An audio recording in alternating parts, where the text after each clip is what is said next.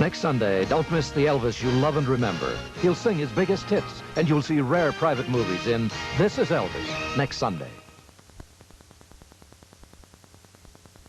Wednesday on Real People. Is this man the world's greatest athlete or just one of the bunch? Then meet a girl who gets her kicks the hard way. What's it like to rent your very own alien? Starting Monday, Hollywood's brightest stars help contestants battle their way towards super prizes. Go for it! Join Alex Trebek for the fun-filled premiere of the all-new Battlestar, Monday. And in just a minute, we'll have these stories. The shuttle Challenger sits on Cape Canaveral. Everything is go for the launch tomorrow afternoon. And the danger is over in Denver. An acid cloud is dispersed before anyone is seriously hurt. Join Colleen, John, and me for the 11 o'clock report. We're stacking recipes from the Syracuse Herald-Journal for 1 year. How many do you think it will add up to? 780 recipes from 18 different countries, plus 312 more food ideas from weekly columns on meats, consumer best buys, and home economist hints. Now let's add up the coupons. That's 3,500 money-saving coupons. That totals over $1,000 in savings. The Syracuse Herald-Journal. It's a feast of great food ideas that more than pays for itself. For home delivery, call 470-0050. I'm Debbie Allen. Fame has a certain kind of magic. If you've got a miracle going, you don't mess with it. It happens when a dream is close enough to touch. Broadway, here we come. When caring means challenging someone to do their best. I will stop being hard on you when you start being hard enough on yourself. And when it finally comes together, Tell Houston we have liftoff.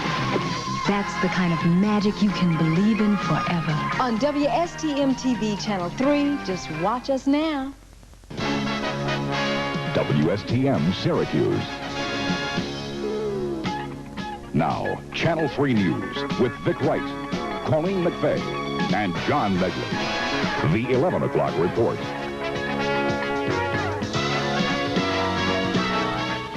Good evening. Tomorrow afternoon, America's second space shuttle, the Challenger, is scheduled to blast off from Cape Canaveral. So far, the countdown has been one of the smoothest ever. Just a few minor problems today, and that's nothing compared to the trouble the Challenger has experienced. It's cost us $10 million in 2 months in time.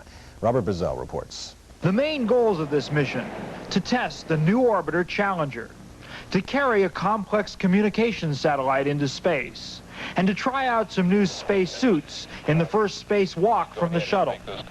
Even if everything goes perfectly from now on, this mission will be remembered for its problems, difficulties which have cost millions of dollars and put the entire shuttle program behind schedule.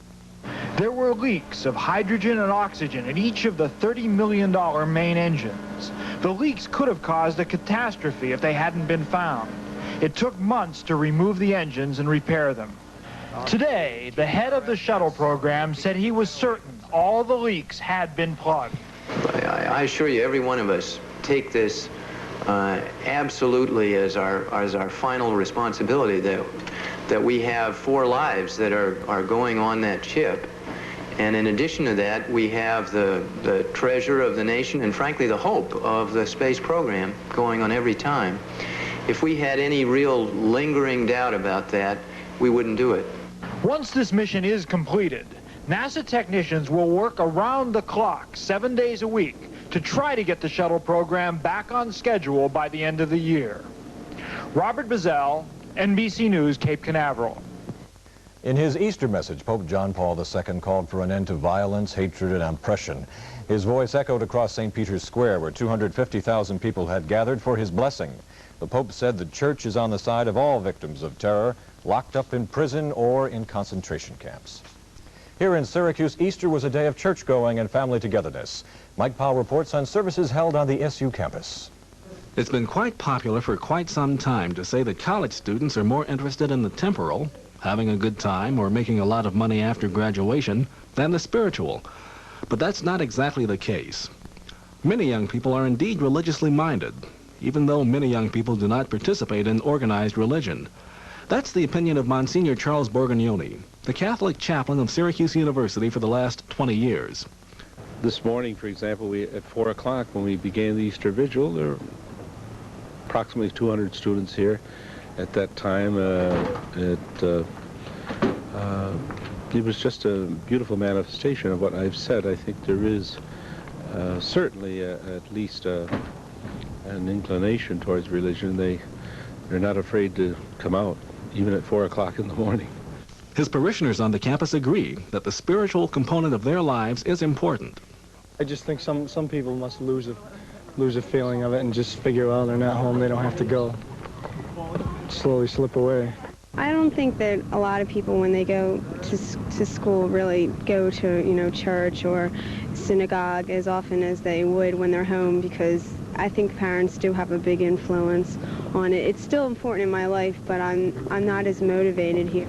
Having grown up in the religion, you just go naturally. It's not like, you really feel religious or anything. I suppose for me, it's just your custom. I like to go to church. I like to, it's an important day for me, so I like to show that by, professing my faith. Mike Powell, Channel 3 News Tonight. More than 2,000 people were forced to get out of their homes in Denver today when a railroad car carrying nitric acid ruptured. A dangerous orange cloud floated above until the winds blew it away. No one was seriously hurt. The story from Roger O'Neill. The emergency started early this morning in a railroad yard north of downtown Denver. A tank car with 20,000 gallons of nitric acid was ruptured in a freak switching accident. When the acid hit the air, an orange cloud of nitric dioxide gas started forming. Air raid sirens were used to alert people, and a massive evacuation started. We've had a toxic spill. We're evacuating the area. Repeat, evacuate the area immediately. At least 8 Red Cross evacuation centers were set up, all filled to capacity. Let us know. There will be food and coffee coming in here in the next couple of hours. Almost 700 square blocks of Denver were evacuated. 2 interstate highways were closed for 6 hours. The gas it breathed irritates the lungs and destroys the mucous membranes, but there were only minor injuries, mostly to firefighters. Winds in Denver were calm this morning, allowing the acid cloud to grow. Firefighters finally used soda ash on the acid spill to try to neutralize the chemical. A snowblower was even brought in. About noon, a weather system moved into the city, and strong winds dissipated what was left of the cloud. The emergency was over, and families were allowed to return to their homes. Roger O'Neill, NBC News, Denver. 3 weeks ago, she received a promotion, music director at WSTM Radio. Tonight, Ann Kehoe is dead, the victim of an early morning car accident. Sheriff's deputies say she was killed when her car veered off Howlett Hill Road and hit a tree. They think she might have fallen asleep at the wheel. The 26-year-old Kehoe was the WSTM disc jockey from 10 in the morning until 3 in the afternoon. Paul McNucka turned 4 years old today, his birthday, but he almost didn't make it past 3. His mother says 2 more minutes and they all would have been dead. A fire broke out at the McNucka's house on Michaels Avenue early this morning in Syracuse. The mother, Mary McNucka, said she, her husband Frank, and their 2 children had to escape through choking smoke. Mrs. McNucka was treated and released from the hospital. Most of the first floor of their 2-story home was destroyed. The cause is still under investigation.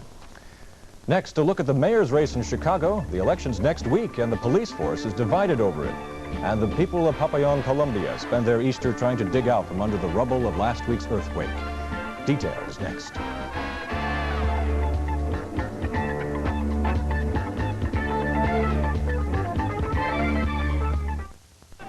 These are the cowboys of France. As they drive the wild horses of the Camargue region to pasture, they share the hard work. Later, they'll share some wine, the wonderful country wine of France. And now you can share it too, for Partagé French country wine is here. Partagé white tastes light and dry. Partagé red is a soft red with a fresh bouquet. B&G's Partagé. In France, it means to share. Hi, I'm Debbie Clare of Jerry's Carpets. Save up to $4 a square yard on every Armstrong Solarium sheet floor, plus a free gift from Jerry's Carpets, 1127 Grand Ave. Turn to Channel 3 at 5 and learn how to keep up with the latest fashion, how to be better looking, how to be cool and calm. It's the best radio station ever to come to TV. WKRP in Cincinnati, weekdays at 5 on Channel 3. Channel 3, just watch us now. Several local school officials say the new state budget hasn't provided nearly enough aid. But now there's praise for what the governor and the state legislature have put together from an unlikely source, a member of the State Board of Regents. Emlyn Griffith says the legislature acted prudently and in the best interest of public education. The regents asked the lawmakers for substantially more money than was finally given to education, but Griffith says the state is in a serious financial crunch and school officials shouldn't complain. I think the $205 million increase is realistic. I think it will enable schools in this area to proceed along the lines they have charted. I think that it's important to realize that there is a continuing increase in operating aid even for those schools that have declining enrollments. Schools often get extra aid later on in the year when a supplemental budget is passed, but Griffith says this year he doesn't think that'll happen. The people who manage state and federal budgets might take note of this next story. The village of Fayetteville may not have to raise its taxes this year. In fact, they're planning to save up for next year. Mike Powell has a story. When was the last time you heard elected officials say, "We've got enough money, so we don't need to raise taxes"? Has it been that long? In the village of Fayetteville, they'll be able to do everything they want to for the 1983-84 fiscal year with the same tax rate they had for the 82-83 fiscal year. The reason is that the village won't be making any major purchases this year. 90% of their $2 million budget goes towards essential services, fire, police, and public works.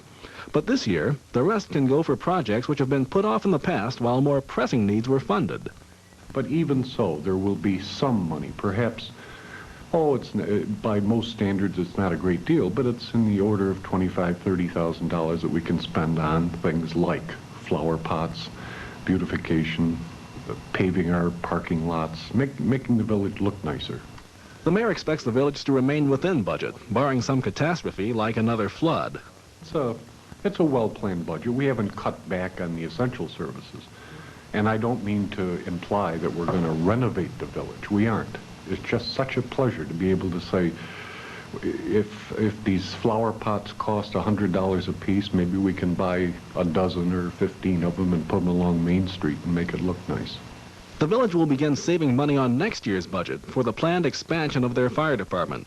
The mayor explains that the more they save now, the less it will be necessary to bond later. Mike Powell, Channel 3 News Tonight. Here's a sign the economy may be getting better. The looms are humming again in New England. The textile industry is showing signs of life. Jody Amatoli reports from New Hampshire. Employees at the Dartmouth Woolen Mill in Claremont are busy at work and happy about it. 6 months ago, most of these people were laid off, adding to the high unemployment rate that plagues the Claremont workforce. But recently, the demand for woolen products by coat and sportswear manufacturers increased, and that meant jobs for nearly 200 workers. Feels good. It's a lot better than collecting unemployment. According to the mill's vice president, workers are back on the job here because the national economy is picking up. He says consumers are starting to buy woolen products again, made in the United States, and paying less attention to foreign goods or synthetic materials. Well, it's been a long time in coming back. We'd hoped, obviously, to be running fuller earlier in the year. We're adding a few each week now. The vast majority of the people have been called back. Despite the recent increase in employment here from 60 to nearly 250 workers, there are still many people without jobs. They visit the mill daily, filling out applications and hoping for work. For NBC News in Claremont, New Hampshire, I'm Jody Amatuli. Some New York congressmen have been spending their Easter vacation in style. 14 of them took business trips to Hawaii, Europe, or Asia. Many of these trips are paid by Congress itself. George Wortley, the man who represents us in Washington, spent Easter in Fayetteville. Today he talked with Jerry Barsha about some of the pressures of politics. Congressman George Wortley plans on delivering a package containing a propaganda film to President Reagan's chief legal advisor. The film purports to show the guerrilla side in the El Salvador conflict. Wortley does not line up with the guerrillas in El Salvador, but is acting as a courier for some of his constituents who want the Reagan administration to see the film. During a lengthy interview with the congressman, we learned that Wortley bowed to political expediency in 2 votes he cast. He said the topics were minor issues, but he was ashamed and would never do that again. The votes came during his tough primary fight with Gary Lee, and Wortley says he never stops learning. I had all the solutions in the world to the problems that existed out there before I went to Congress. And now I've decided that everything isn't black and white. There's a lot of gray area. Wortley says the life of a congressman is not as rosy as some would believe. He's elected by his constituents, but Wortley places the welfare of the nation above the wishes of the voters in his own district. A case in point, legal services. In Central New York, they do a good job. And I have voted against legal service corporations on a number of occasions. I voted for it because I didn't think it was in the best interests of America, even though it was perhaps in the best interests of my constituents. That was not a politically popular decision on my part. Wortley says the most rewarding part of his job is helping his constituents who come to him with problems. Jerry Barsha, Channel 3 News. With 9 days to go, the mayor's race in Chicago is still close. On one side, Democrat Harold Washington. On the other, Republican Bernard Epton. And now the Chicago police force is split over the election, not by party, but by race. Ken Bodie has more. The police department say there's tremendous racial division over this contest for mayor. Black cops are for Washington. Washington has promised to increase the percentage of blacks to 40% at all levels, from commanders to patrolmen.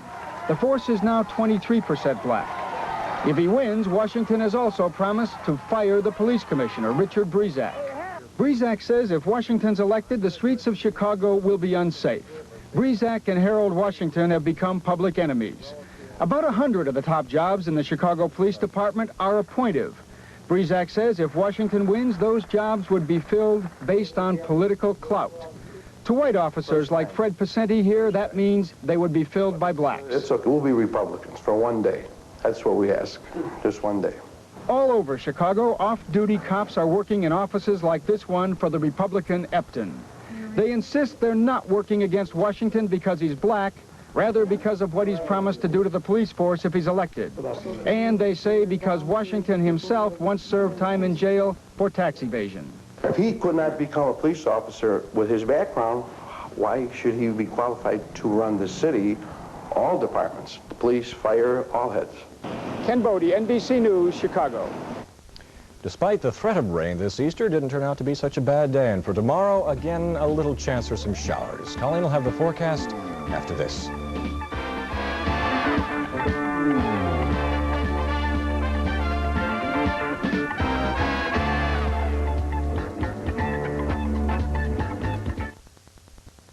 Like slicing through solid milk. Creaminess that meets your mouth fresh and full.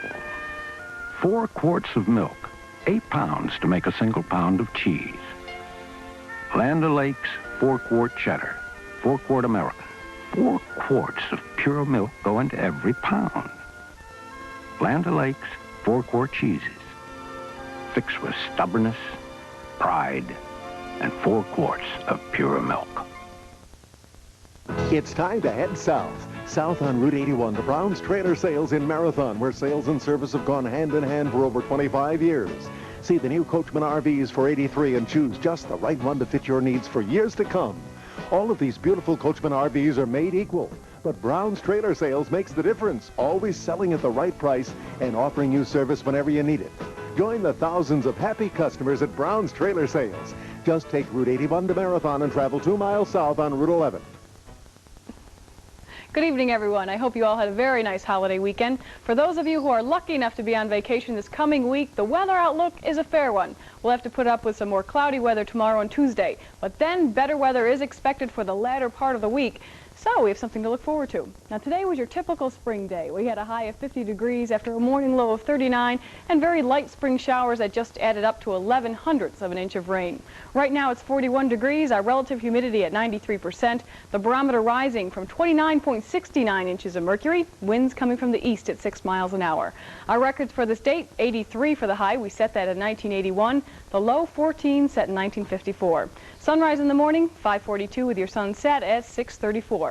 Now on the state map this evening, temperatures mainly in the 30s and 40s. It's not too bad out there. 43 in Ithaca, 41 here in Syracuse, and 40 over in Rome. The hot spot, 45 down on Long Island. Now it's been a mostly cloudy day for all of New York, and at this hour the situation has not really changed. A solid blanket of clouds still covering the northeast, where the weather has been on the damp and dreary side.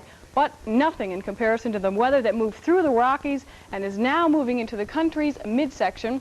As you can see by all these dark clouds in through here, they now have winter storm warnings and watches throughout this area for heavy snow. Now, since last night, 40 inches of snow fell at Alta, Utah, while most of the ski centers in that state picked up more than 2 feet. The storm also dumped up to a foot of snow over parts of the Rockies in Wyoming and Colorado. Now, on Super Radar, you can see the wet weather is now moving mainly into Kansas and down into Oklahoma from that storm. In the northeast, we are getting light rain showers through western, central, and down in southern New York. And that's all because of this storm system we've been watching all weekend. It's still moving very slowly to the northeast, and by tomorrow, it should move off the coast, and it will keep the clouds around and a pretty good threat of showers. Let's check our forecast now for Syracuse and central New York. Tonight will be cloudy with occasional rain or drizzle. Winds, which have been gusting from the southeast at 10 to 20 miles an hour, should calm down overnight. The low temperature will be in the upper 30s. Now, tomorrow will be continued cloudy with a 40% chance of showers. Winds will be blowing from the southwest at 10 to 25 miles an hour, while our afternoon temperatures climb up into the high 40s. Tomorrow night, some drier weather should start to take hold just for a little while. We'll still be under cloudy skies, and if we get any wet weather, it should be in the form of very light sprinkles or just a flurry. The overnight low should be near 35 degrees. Tuesday will start out nice with partly cloudy weather, but later in the day there will be a 30% chance of rain developing. Temperatures on the mild side as the high climbs up to about 50 degrees, and the extended outlook calling for fair weather for the end of the week. Now, on Wednesday, the low will be in the 30s and the high near 50. Thursday and Friday will be a bit cooler as the lows drop down into the 20s and the highs only stay in the 40s. Not bad at all. Let's hope that nice weather comes true. Hangs on for a little while. Yes. A little bit of April showers this week. Thanks a lot, Colleen. In Europe, Easter was a day of protests. Protests against American plans to put more missiles there. 200,000 people marched in West Germany. And in Scotland, a coffin filled with flowers was carried around a nuclear base near Glasgow. Easter was greeted with sadness in Colombia. There's mourning in the city of Popayán. 500 people are still missing from last week's earthquake and feared dead. To make matters worse, the Colombian government is charging the survivors for relief supplies. $10 for 5 pounds of food. The military has control of medicine, tents, and blankets donated by other countries, including the U.S. John's here with sports. We got a new champion in women's basketball and good news about the SU lacrosse team. That's right. Syracuse #1 in the country. Johns Hopkins #2. John with sports after this. Not a week goes by that someone doesn't come up and ask me to sign a can of Pennzoil. I'm always happy to put my name on a Pennzoil can because I believe in what's in it. Engine protection you can trust. That's why people ask for Pennzoil. Now what I'm really waiting for is someone to come up and say, Arnie, I got this tractor I'd like you to sign. Pennzoil. Quality protection. Ask for it. We're channel 3, just watch us now. For latest news, watch us now. Greatest sports, watch us now. Movies, specials, day or night, just watch us now. We're channel 3. Just watch us. Channel 3. You'll love us. Channel 3, just watch us now.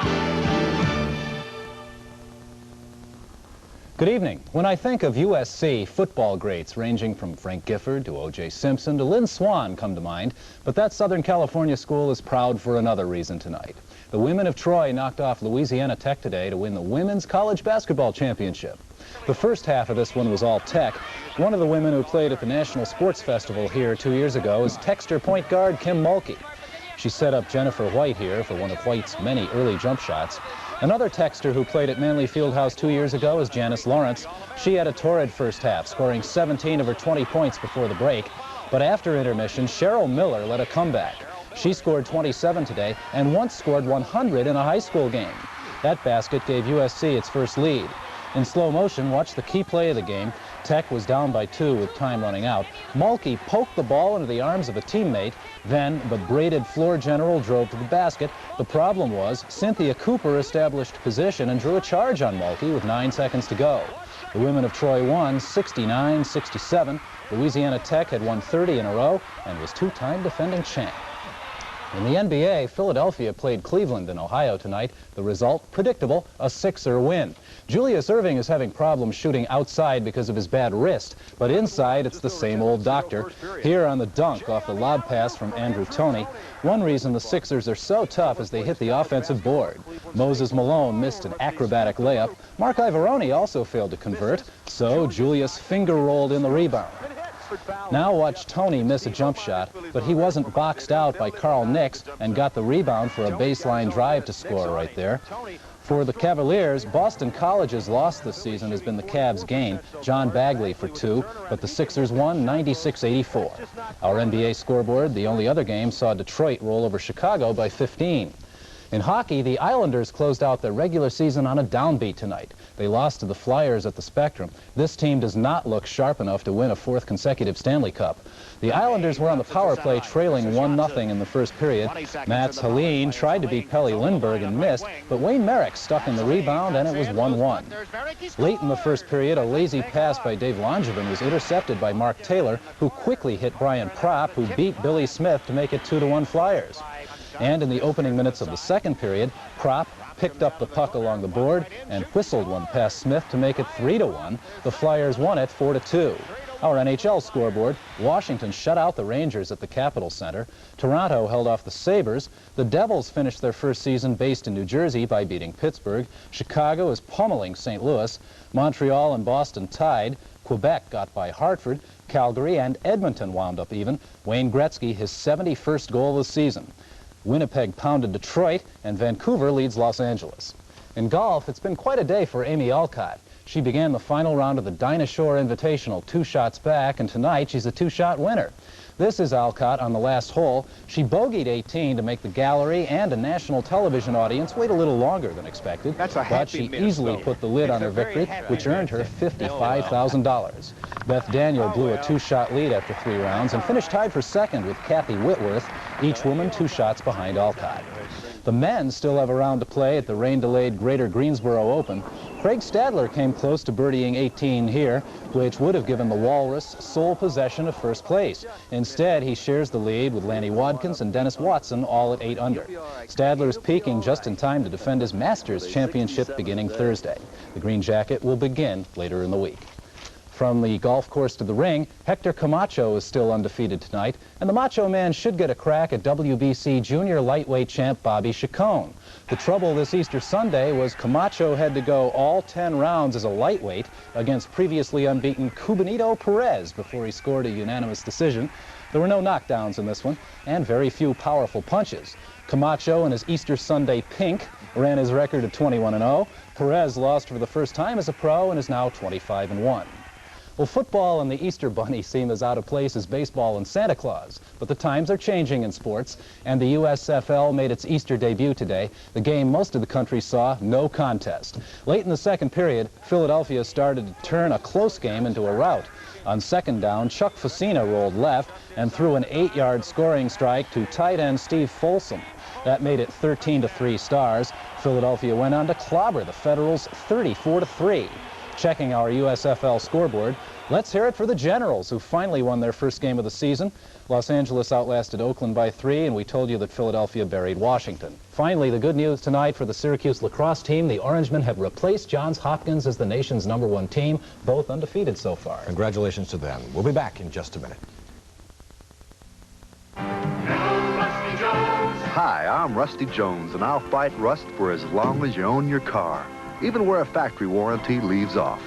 From the rocky coast of Maine to the Gulf of Mexico, thousands of dealers offer my Rusty Jones option, the one new car option that appreciates in value.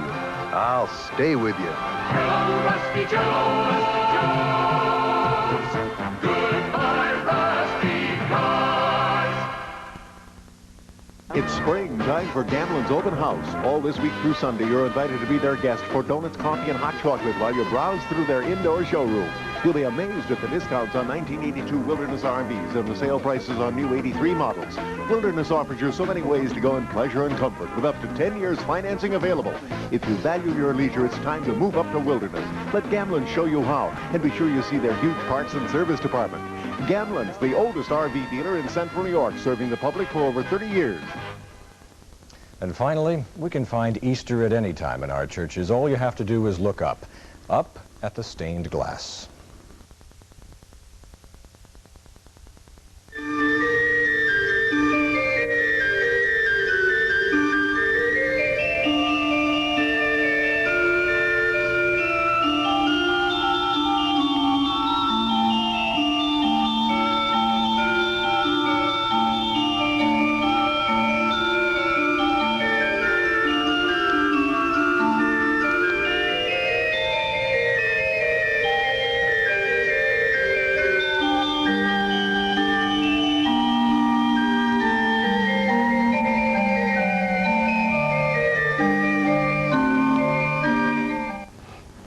Very pretty stained glass. And what about the weather tomorrow? Well, tomorrow when you wake up, it will probably be too cloudy skies and a pretty good chance of some light showers. Temperatures will be in the upper 30s. Vic?